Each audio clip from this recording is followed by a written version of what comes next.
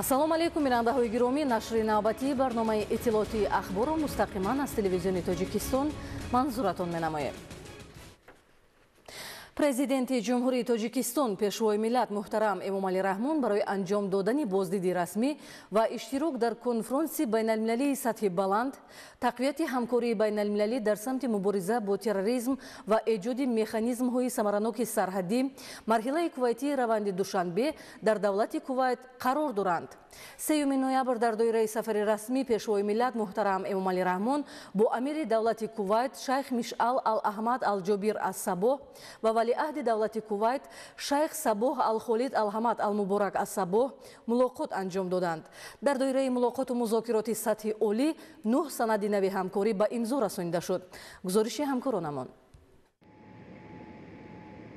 3 ноябр президенти ҷумҳурии Тоҷикистон пешвои миллат муҳтарам Эмомалӣ Раҳмон бо сафари расмӣ вориди давлати Кувайт шуданд. Дар толори махсуси фурудгоҳи байналмилалии амирии пойтахти ин кишвар шаҳри Ал-Кувайт, сарвари давлати Тоҷикистон муҳтарам Эмомалӣ Раҳмонро амири давлати Кувайт шайх Мишъал ал-Аҳмад ал-Ҷобир аз-Сабоҳ ва валиаҳди давлати Кувайт шайх Сабоҳ ал-Холид ал-Ҳамад ал-Муборак аз-Сабоҳ истиқбол гирифтанд. Барои пазироии меҳмони олимақом дар фурудгоҳи Ал-Кувайт ҳамчунин намояндагони воломақоми ин кишвар, ашхоси аршади девони амирӣ ва роҳбарияти олирутбаи горди амирӣ ҳузур доштанд. маросими истиқболи расмӣ бахшида ба сафари расмии президенти ҷумҳурии Тоҷикистон муҳтарам Эмомалӣ Раҳмон ба давлати Кувайт дар толори бузурги амирии фурудгоҳи байналмилалии Ал-Кувайт баргузор шуд. баъди пазироии гарму самимии меҳмони олимақом амири давлати Кувайт шайх Мишъал ал-Аҳмад ал-Ҷобир аз-Сабоҳ, президенти ҷумҳурии Тоҷикистон муҳтарам Эмомалӣ Раҳмонро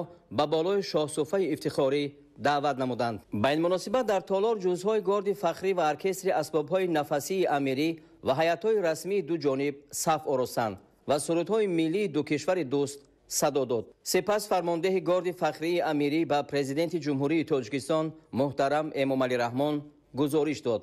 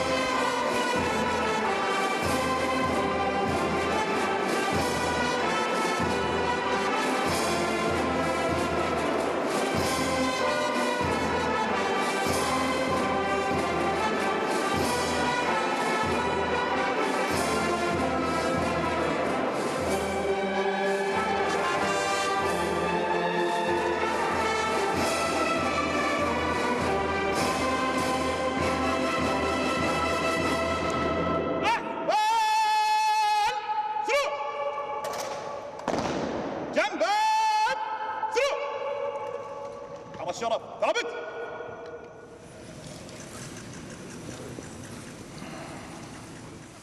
در همین جا سرور دولت تاجیکستان و امیر دولت کویت با هیئت‌های رسمی دو جانب شناس شدند. شناسایی با هیئت‌های رسمی هر دو کشور انجام بخش مراسم استقبال رسمی پرزیدنت جمهوری تاجیکستان محترم امامعلی رحمان گردید. 3 نوامبر در قصر دیوان امیر ملاقات و مذاکرات سطح عالی تاجیکستان و کویت در واخوری خاصه سران دولت‌ها آغاز شده.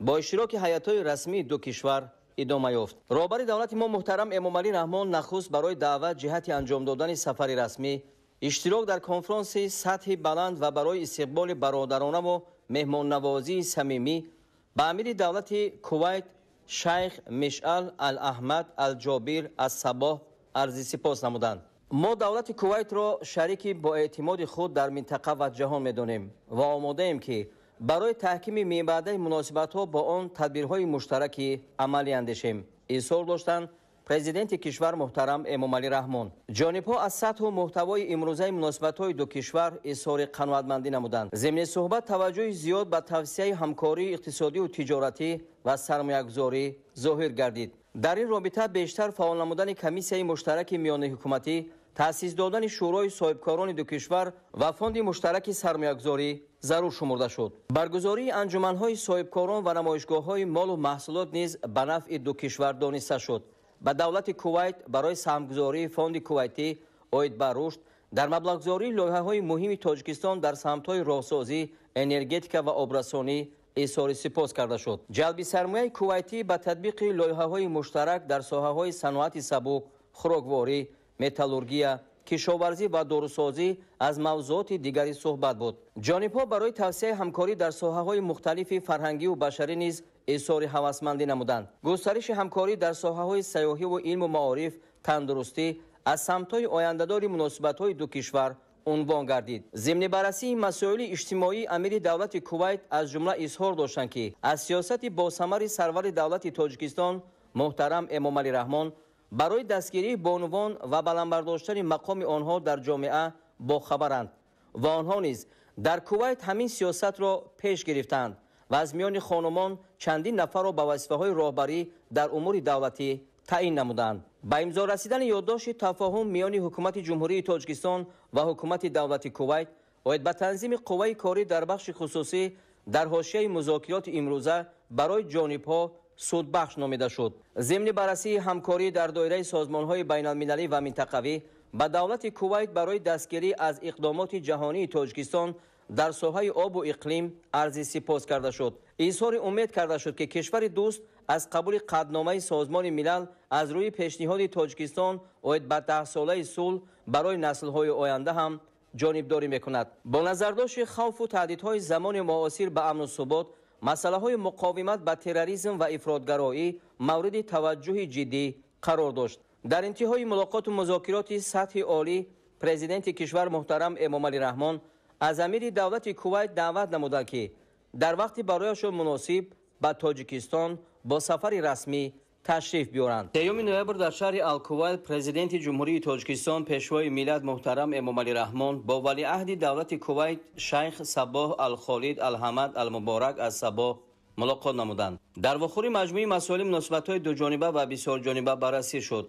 ما برای رشد بیشتر رابطه‌های گسترده با کشور دوست و برادر کویت توجه پیوسته ظاهر می‌نماییم. اظهار داشتند پرزیدنت کشور محترم امامعلی رحمان. تاکید گردید که تاجیکستان و کویت در تطبیق لایحه‌های مشترک سرمایه‌گذاری برای هر دو جانب سودبخش امکانات‌های زیادی همکاری دارند. جلب سرمایه کویتی در تاجیکستان برای براه ماندن صادرات محصولات کشاورزی و آب نوشاکی به کویت هم به منفعت کار دانسته شد. برگزاری چهاربینی‌های فرهنگی، کنفرانس‌های علمی و عملی، تبادل دانشجویان و استادان، برقرار نمودن تماس‌ها میان مؤسسه‌های علمی و تحصیلاتی دو کشور اظهار هوسمندی کرده شد. سرور دولت ما محترم امامعلی رحمان از قرار حکومت کویت دایر به افتتاح سفارت این کشور در تاجیکستان که از جانب ولیعهد دولت ابراز گردید استقبال نمودند. گفتگوی سودمند همچنین دایر به دیگر مسائل مورد توجه دو جانب صورت گرفت.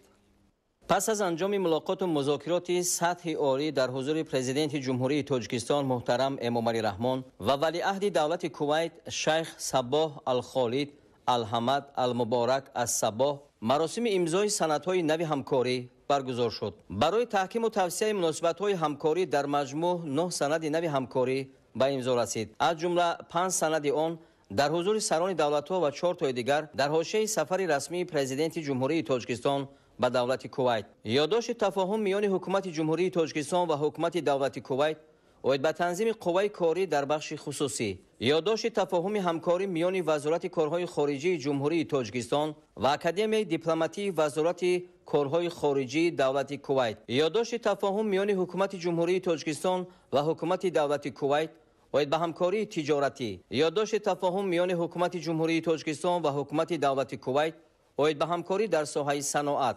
Протокол дар бораи ворид намудани тағйиру иловаҳо ба созишнома миёни ҳукумати ҷумҳурии Тоҷикистон ва давлати Кувайт оид ба канорагирӣ аз андозбандии ду карата ва пешгирии саркашӣ аз супоридани андозҳо аз даромад ва сармоя. ёддошти тафоҳум миёни ҳукумати ҷумҳурии Тоҷикистон ва ҳукумати давлати Кувайт оид ба ҳамкорӣ дар соҳаи стандартизатсия. Созишнома оид ба ҳамкорӣ миёни Агентии Миллии Иттилоотии Тоҷикистон (Ховар) ва Агентии Иттилоотии давлати Кувайт (Куна). ёддошти тафоҳум миёни ҳукумати ҷумҳурии Тоҷикистон ва ҳукумати давлати Кувайт дар соҳаи тарбияи ҷисмонӣ ва варзиш. барномаи иҷроияи созишнома миёни ҳукумати ҷумҳурии Тоҷикистон ва ҳукумати давлати Кувайт оид ба ҳамкорӣ дар соҳаи сайёҳӣ барои солҳои 2024-2026. 3 ноябр дар шаҳри Ал-Кувайт президенти ҷумҳурии Тоҷикистон пешвои миллат муҳтарам Эмомалӣ Раҳмон бо муовини якуми сарвазир, вазири мудофиа ва вазири корҳои дохилии давлати Кувайт шайх Фаҳд Юсуф Сауд аз-Сабоҳ мулоқот намуданд. дар вохӯри масоили таҳкиму тавсеяи муносибатҳои дӯстӣ ва ҳамкории судманди ду кишвар баррасӣ гардид. ҷонибҳо аз сатҳи муносиботи сиёсӣ изҳори қаноатмандӣ намуда, онро заминаи мусоид барои таҳким ва густариши ҳамкорӣ дар ҳама бахшҳои дигар маънӣ доданд. иштироки доираҳои молиявӣ ва сармоякгузории Кувайт дар татбиқи лоиҳаҳо дар бахшҳои воқеии иқтисоди мо, аз ҷумла саноати сабук, коркарди маъдан ва маҳсулоти кишоварзӣ самти ояндадори ҳамкории ду кишвар номида шуд. ҳар ду ҷониб алоқаманди ба роҳ мондани робитаҳо дар соҳаи муҳоҷирати меҳнатӣ шуда, имзои ёддошти тафоҳум оид ба танзими қувваи корӣ дар бахши хусусиро санади муҳими ҳамкорӣ дар ин соҳа маънӣ доданд.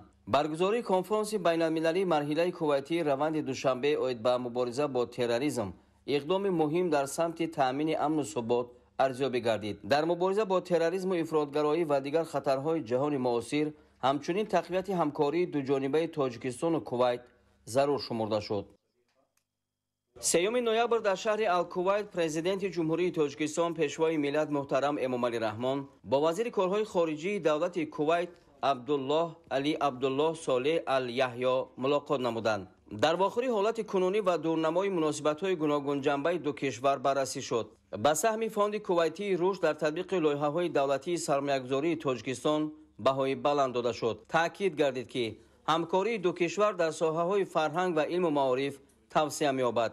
зимни муҳокимаи масоили байналмилалӣ ва минтақавӣ аз ҳамкории судманди Тоҷикистону Кувайт дар доираи Созмони Милали Муттаҳид, Созмони ҳамкории исломӣ, Муколамаи ҳамкории Осиё ва ғайра изҳори қаноатмандӣ карда шуд. таъкид гардид ки кишварҳо оид ба аксари масъалаҳои рӯзномаи байналмилалӣ ва минтақавӣ мавқеъҳои наздик ва ё ҳамсон доранд. ҳарду ҷониб ба татбиқи босамари tashabbusҳои байналмилалии Тоҷикистон дар масъалаҳои обу иқлим изҳори алоқамандӣ карданд. сарвари давлати мо ба tashabbuси Тоҷикистон ки дар иҷлосияи 79-уми Маҷмаи умумии Созмони Милали Муттаҳид доир ба қабули қадномаи махсуси Созмони Милали Муттаҳид оид ба эълони 10-солаи таҳкими сулҳ барои наслҳои оянда пешниҳод гардид, таваҷҷӯҳи хоса зоҳир намуданд. гуфтугӯи судманд ҳамчунин оид ба дигар масъалаҳои мубрами мавриди таваҷҷӯҳи дуҷониб сурат гирифт. 4 ноябр дар шаҳри Кувайти давлати Кувайт президенти ҷумҳурии Тоҷикистон пешвои миллат муҳтарам Эмомалӣ Раҳмон дар конфронси байналмилалӣ оид ба мубориза бо терроризм ва эҷоди механизмҳои самароноки амнияти сарҳадӣ марҳалаи кувайтии раванди душанбе иштирок ва суханронӣ намуданд.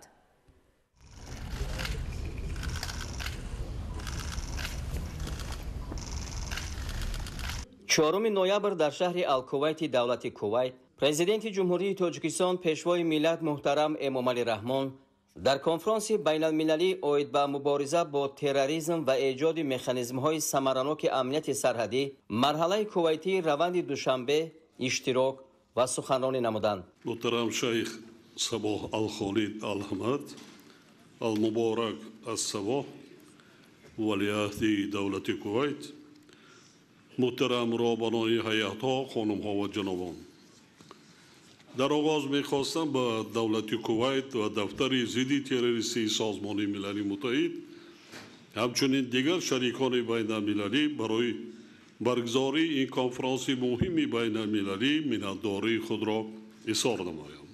از نام هیئت جمهوری تاجیکستان همه اشتراکداران همایش امروزه را خیر مقدم میگویم. ما به حیث میزبان روند دوشنبه آید به مبارزه با تروریسم و مملکت‌گذاری آن از اقدام بار اول بیرون از تاجیکستان برگزار گردیدن کنفرانس نوبتی در دایره این روند استقبال می‌نماییم. مرحله کویتی آن را عامل مؤثر تقویت همکاری بین المللی در سمت مبارزه با تروریسم و ایجاد مکانیزم‌های ثمرناک سرحدی می‌دانیم.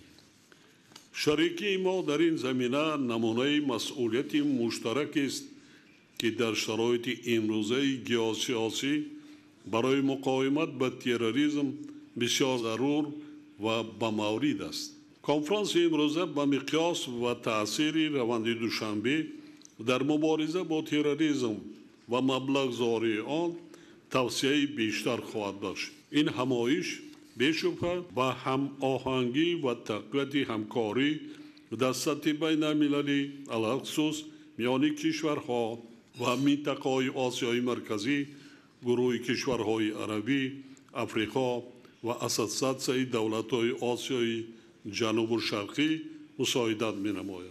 محترم اشتراکداران همایش، تاجیکستان همچون تشبثکار روند دوشنبه بار دیگر عهده‌داری‌های خود را در همکاری با سازمان ملل متحد و دیگر شریکان بین المللی تصدیق می‌کند. تروریسم، افراطگرایی و ظاهرات تندگرایی امروز به خطر گلوبالی مبادل گردیده تمام اهل بشر را و تشویش آورده است. پنهان کردن غایه‌های تندگرایانه، برانگیختن کینه و عداوت و نزاع مذهبی در جامعه، جلب جوانان برای صادر نمودن جنایت‌های تروریستی، اسلحه واقعی سازمان‌های تروریستی و افراطگرا گردیده است.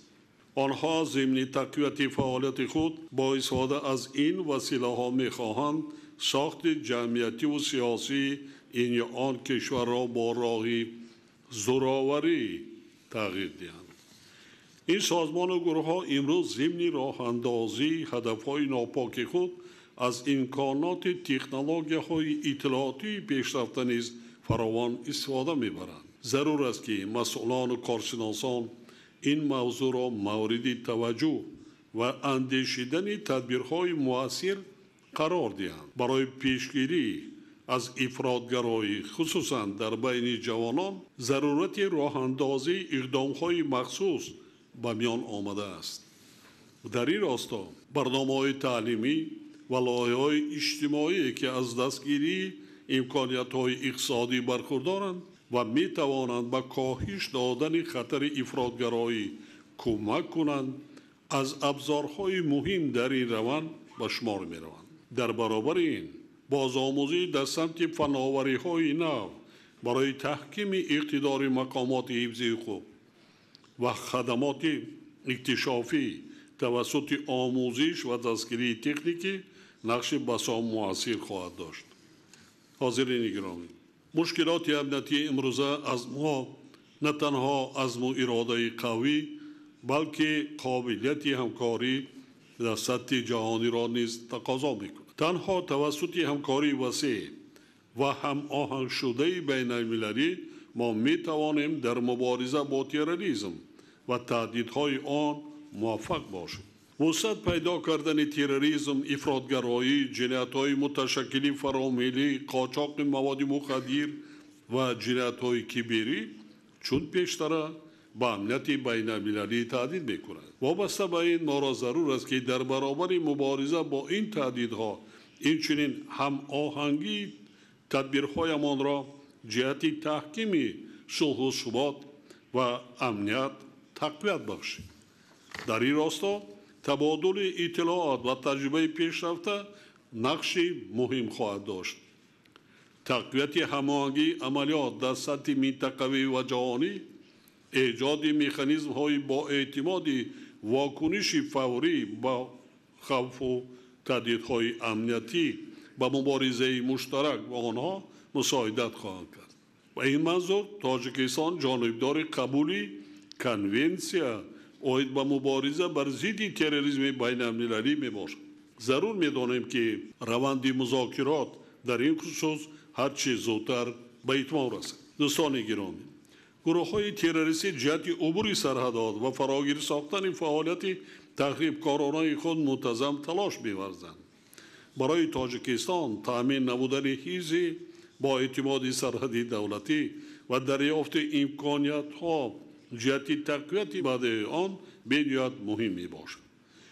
جمهوری تاجیکستان برای تقویت مکانیزم‌های امنیت سرحدی همه چاره‌های ضروری را راه اندازی کرده ایستاده است. کشور ما در همکاری با شریکان خود برای ایجاد مکانیزم‌هایی که به پیشگیری کردن قاچاق اسلحه، مواد مخدر و مبلغ‌زایی تروریسم مساعدت می‌کنند سهم می‌گذارند. امروز بیش از پیش واضح است که هیچ کشور به تنهایی در سمت مبارزه با این تهدید و خطرها موفق نخواهد بود. تاجیکستان در خط پیش مقاومت با خطر و تهدیدهای معاصر از قبیل تروریسم و افراطگرایی، تندگرایی، معاملات غیرقانونی مواد مخدر و دیگر ظهورات جنایتکاری متشکل فرامرزی قرار دارد. از این لحاظ ما ضرورت همگرایی تلاش‌ها را در عرصه بین المللی خوب درک می‌کنیم. کشور ما اشتراکدار فعال مکالمه جهانی اوید به امنیت در دایره سازمان‌های بین المللی و منطقوی میباشد. قابل تذکر است که ما در اساس تجربه اندوخته خود در مبارزه با خطر و تهدیدهای جهانی استراتژی مبارزه با تروریسم و افراطگرایی را برای سالهای 2021 و 2025 تهیه نموده تطبیق کرده ایستاده‌ایم. در دایره عملی سازی این استراتژی حکومت کشور ما در میان دیگر دستاوردهای نظررس اینچنین در سمت بهبود مکانیزم پیشگیری از افراطگرایی و تندگرایی و بلند برداشتن نقش ساحه معارف و جامعه شهروندی در این رم و پیشروی نائل گردیده است. محترم اشتراکداران کنفرانس، روند دوشنبه جهت مبارزه با تروریسم، مکالمه همه‌جانبه و تبادل تجربه‌های بهترین در این جاده برای همه جانب‌های منفعت‌دار یک زمینه مهمی همکاری‌های گلوبالی را فراهم آورده است. تاجیکستان در آینده هم تلاش‌های خود را در این سمت ادامه داده برای تأمین امنیت و ثبات فراگیر همکاری‌های زیچ را با شریکانش تقویت خواهد بخشید. مساعدت به تأمین صلح و ثبات پایدار و حیات آسایشته در پهنای عالم یکی از هدف‌های اساسی سیاست خارجی دولت تاجیکستان میباشد. پیشنهاد من در اجلاس 79 مجمع عمومی سازمان ملل متحد جهت قبول قطعنامه مخصوص آید به اعلان کردن 10 ساله تحکیم صلح به خاطر نسل‌های آینده همین هدف را پیگیری می‌کند. ما به دستگیری شریکان خود از این تشبث امید می‌بندیم. اطمینان داریم که مرحله کویتی کنفرانس روند دوشنبه به هرچی بیشتر فعال گردیدن تلاش‌های دستجمعانه ما در ساحه مبارزه با تروریسم و افراطگرایی مساعدت خواهد کرد. در خاتمه سخن خود می‌خواهم ادامه باقرار برنامه کاری کنفرانس امروزه را آرزو نمایم. از توجهتان سپاسگزارم.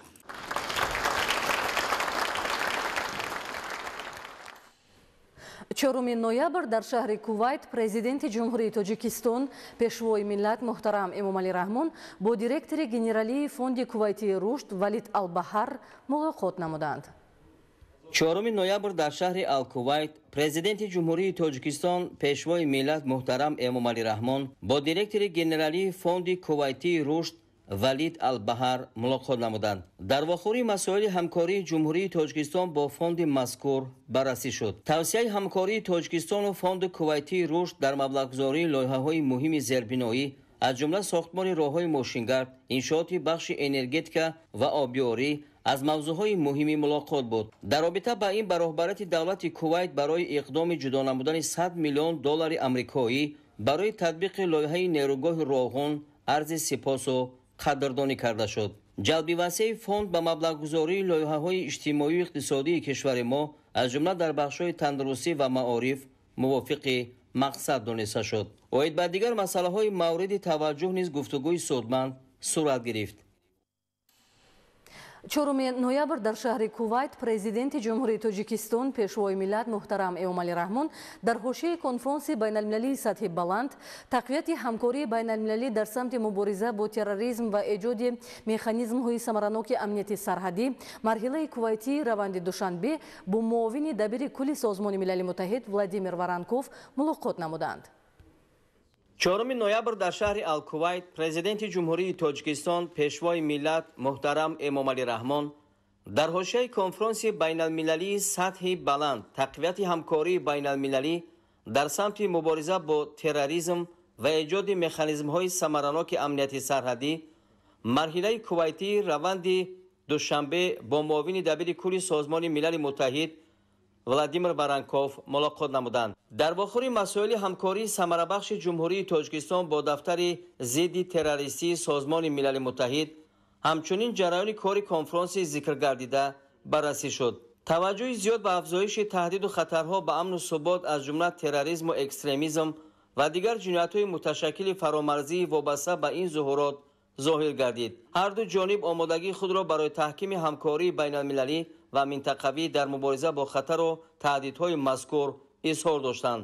оид ба дигар мавзӯъҳои вобаста ба таъмини амну субот дар минтақа ва ҷаҳон низ табодули андеша сурат гирифт. 4 ноябр президенти ҷумҳурии Тоҷикистон пешвои миллат муҳтарам Эмомалӣ Раҳмон дар доираи сафари расмӣ ба давлати Кувайт аз осорхонаи қасри Ассалом ки дар шаҳри Кувайт ҷойгир мебошад боздид намуданд.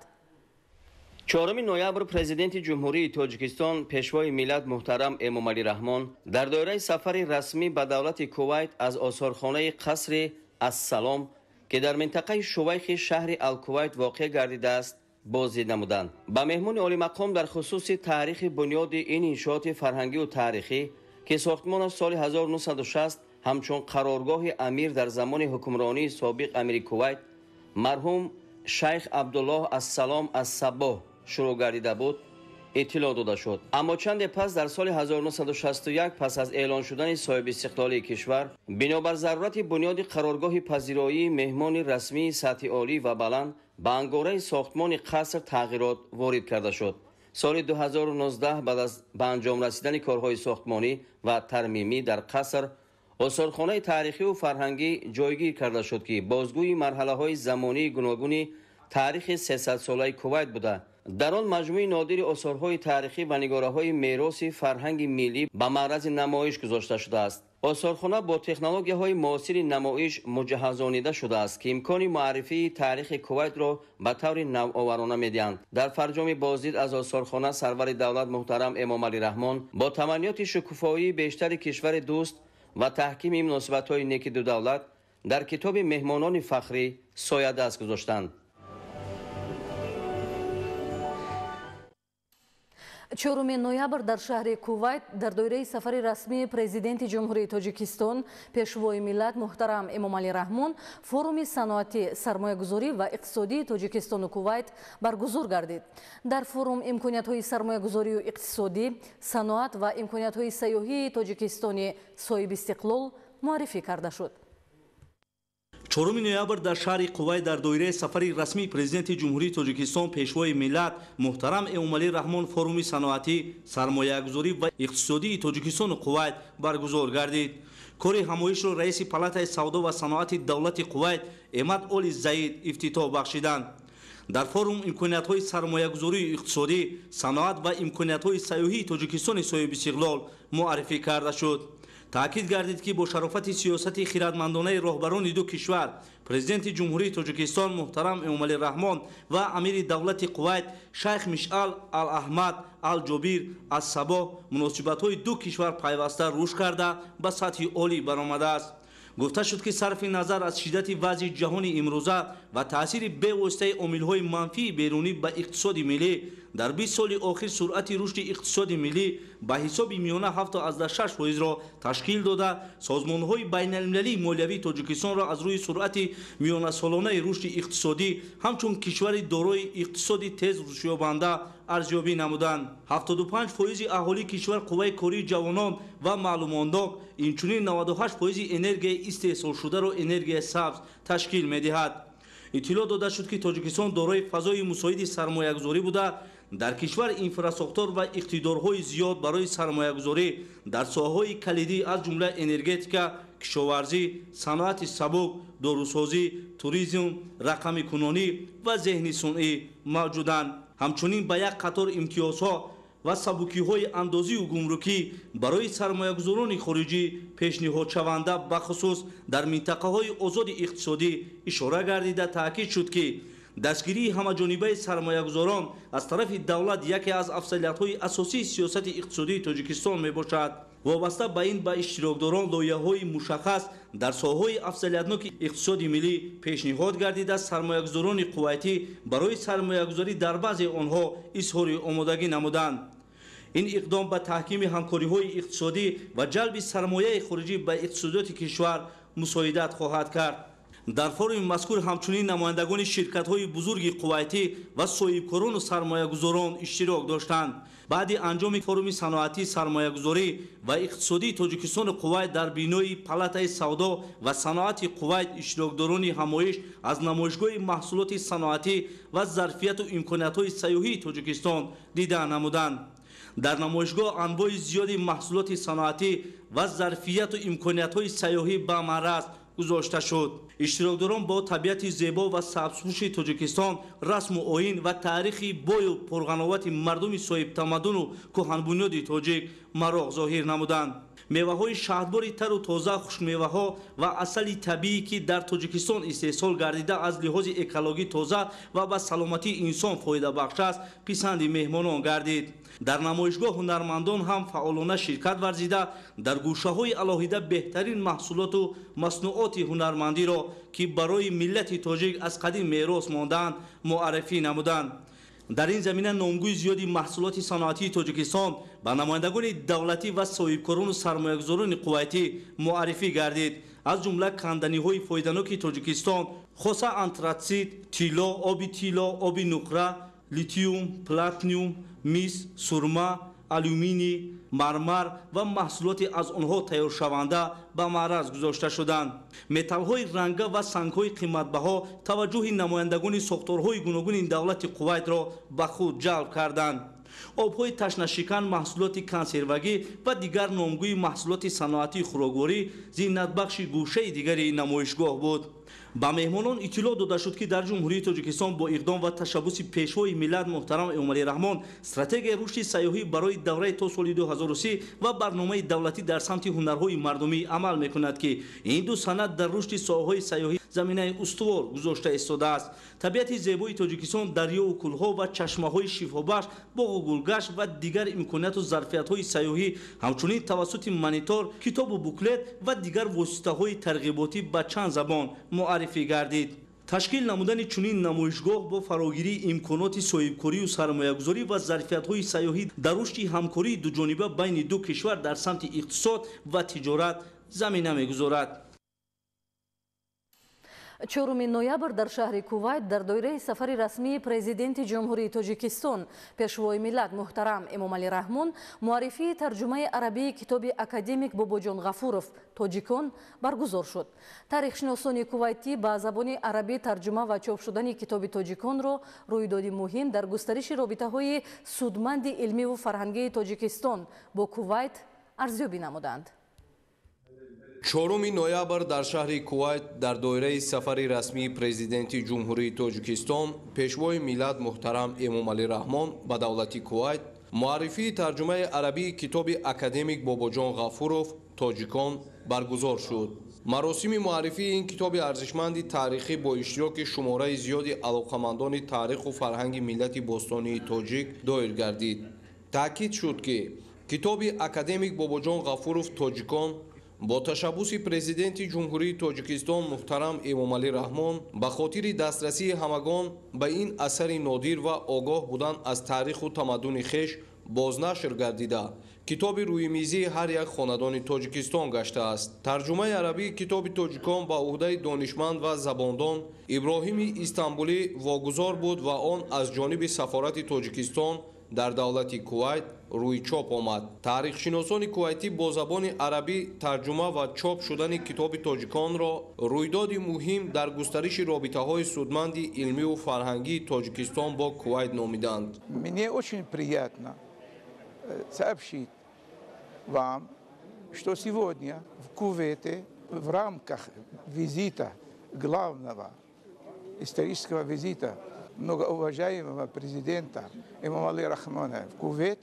состоялся форум, посвященный книге «Таджики», который я, Ибрагим Истанбули, перевел на арабский язык по инициативе и по просьбе Академии наук Таджикистана еще лет 5 назад.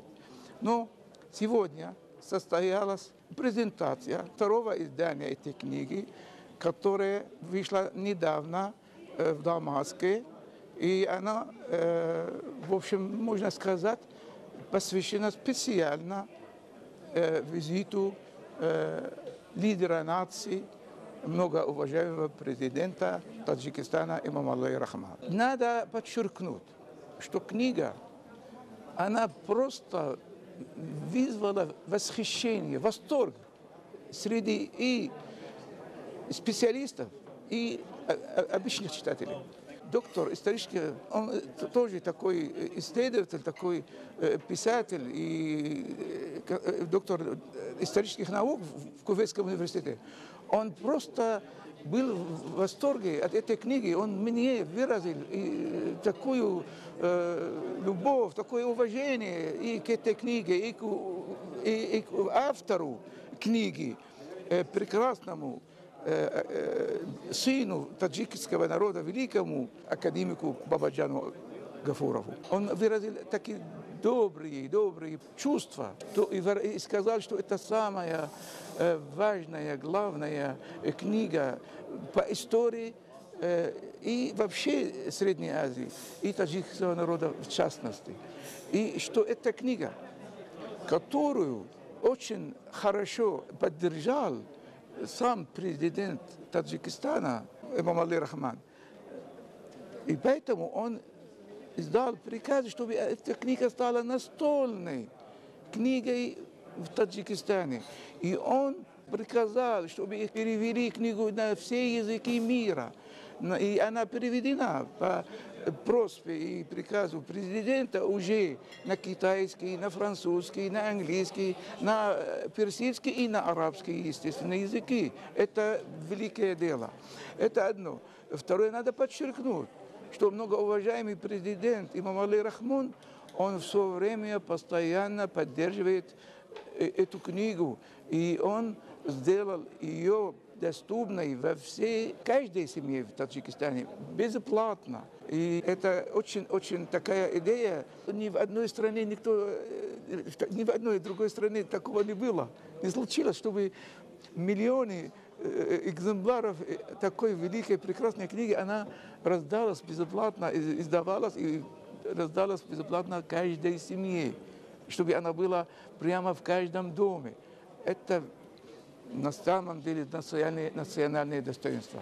Я очень рад, я горжусь и чувствую великую радость от того, что на меня выпала честь перевести эту книгу. И слава Аллаху, что я сделал выполнил эту задачу, я думаю, блестяще. نادر الوثير باحث متخصص في التاريخ الإسلامي. номи ман нодер алвосӣ. дар оғоз президенти ҷумҳурии тоҷикистон муҳтарам эмомалӣ раҳмонро барои сафари расмӣ ба ҷумҳурии кувайт хушомадед мегӯям.